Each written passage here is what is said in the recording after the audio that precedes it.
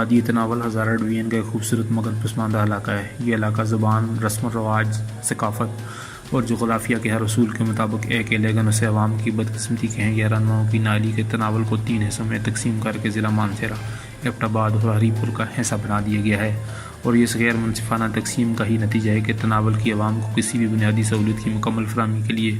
3 ضلعوں کے stake holders کا ایک پیج پر متفق ہونا ضروری ہو جاتا ہے، جو ملک کے موجودہ معروضی حالات میں اکثر ناممکن دکھائی دیتا ہے۔ آج کے ترقی یافتہ دور میں جب انسان مسلسل اپنی زندگی میں آسانی پیدا کرنے کے لیے کمر بستہ ہے،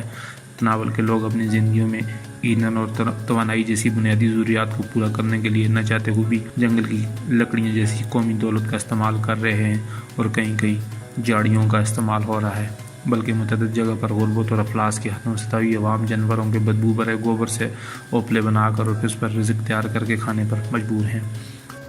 بس یہ گورنمنٹ کو سہولت چاہیے، ایسی لکڑیاں کنڈے کر کے تھک کے اس عمری میں گیس کی جو ہے گیس کی پریشانی ختم ہو ہے۔ چند سال قبل اس علاقے کو رکن قومی اسمبلی کیپٹن ریٹائر محمد صفدر عوان نے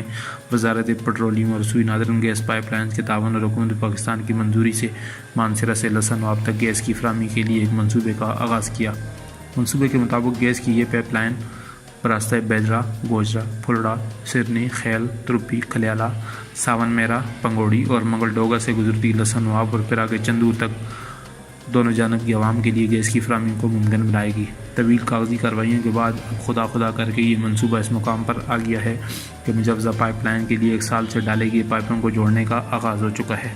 اگرچہ یہ کام نہایت سست روی سے جاری ہے، لیکن تناول کی عوام کی آنکھوں میں امیدوں کے چراغ جل اٹھے ہیں۔ انہیں امید ہے کہ ان کے نمائندے اور حکومت جلد ہی انہیں گیس کی فراہمی کے منصوبے کو مکمل کر کے ان کی زندگیوں میں خوشحالی لے آئیں گے۔